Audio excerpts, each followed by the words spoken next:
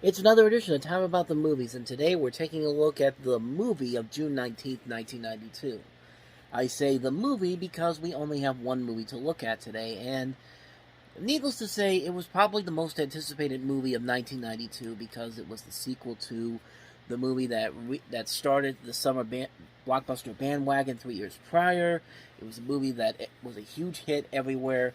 You couldn't go anywhere without Batman stuff all around, and I just told you what it was.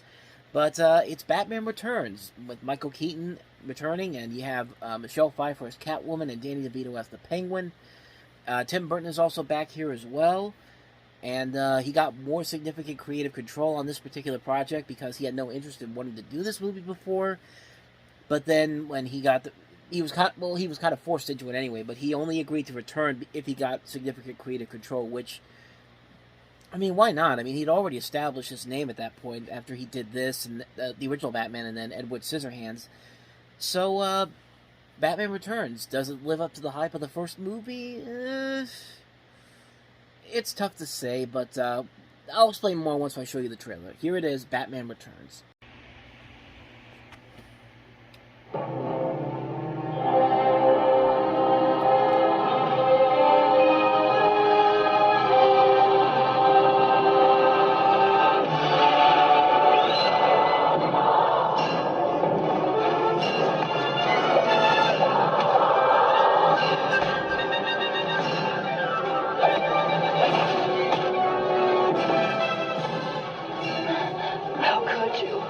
I'm a woman.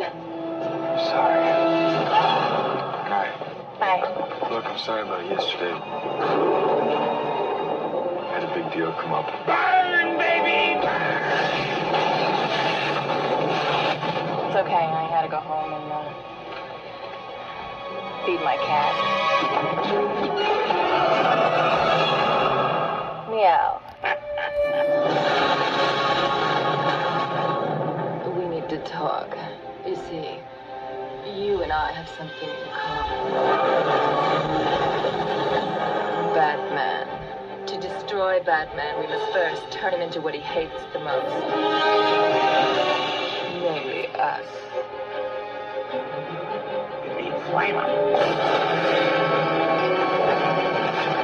Maybe this isn't a good time to mention this, but my license has expired.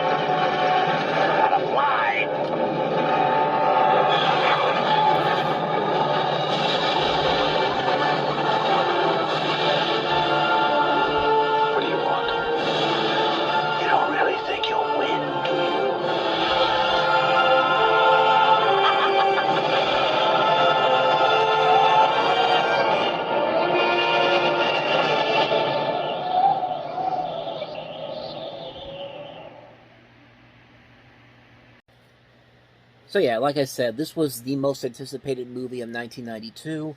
It was supposed to be the big benchmark of the summer movie season. It was supposed to be another huge hit, just like the first Batman movie was.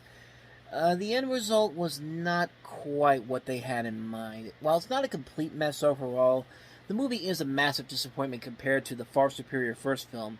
I mean, you have a pretty good scriptwriter in here with Daniel Waters, who had just come off of writing Heathers, one of the best dark comedies ever, and you still had Keaton in the role, and he was still great in there. Really, what I think the movie comes down to, it's a couple of things. One is the villains. One, Danny DeVito, which, I mean, he was perfectly cast as the Penguin, but the way he acts and the way he's represented here, that's not the Penguin. I mean, it really isn't. The Penguin is not supposed to be this hideous freak of nature. He's supposed to be a gentleman of crime, a fancy guy who appreciates birds and high-tech umbrellas. And as with many of the other Batman movies, I think the animated series that came out just a few months later stays closer to what the Penguin really is. I mean, with a charismatic voice voiced by Paul Williams, too, I mean, that's a better representation of the Penguin than it is in this movie.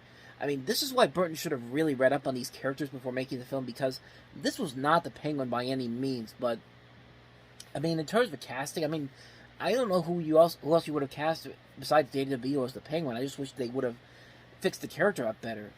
But two, you can tell when a movie series is not trying anymore, when they try to add more than one villain and they give no real reason to be in the film whatsoever.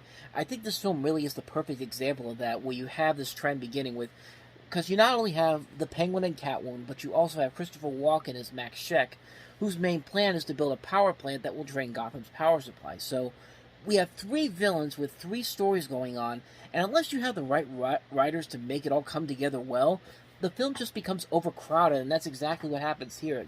It kind of reminds me of Spider-Man 3. It kind of reminds me of Spider-Man 3, really. And, like, the way they packed all those villains in there, it's just like, you didn't really need to do that. But really, Spider-Man 3 was not Sam Raimi's fault. That was mostly Avi Arad, the producer of that, and the end result spoke for itself. And, actually, a better example probably would be The Amazing Spider-Man 2, because they pretty much did the same thing all over again, except even worse than Spider-Man 3.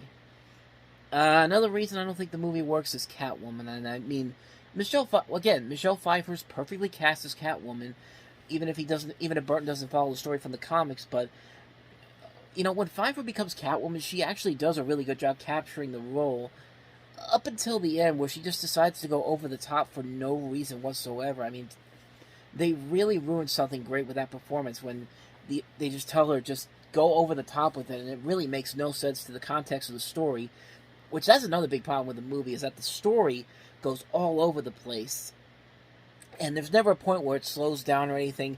Things just keep happening over and over. Like, you don't really know what the Penguin's real plan is, because at first it's like, I want to find my parents. Now I want to run from mayor. Oh, I can't do that anymore because Batman got me out. Now I want to kill all the kids of Gotham City. Oh, Batman stopped me there. Okay, now I'm gonna have all these penguins march in Gotham and take the kids themselves. It's just like, nope, Batman stopped you there, and it's just like, what's the point of having him having the story going on if you don't have a central idea of what you want your main characters to do? Like, there are so many plot points and random twists and turns that happen here and serve no purpose whatsoever. And some of them actually create continuity issues and plot holes.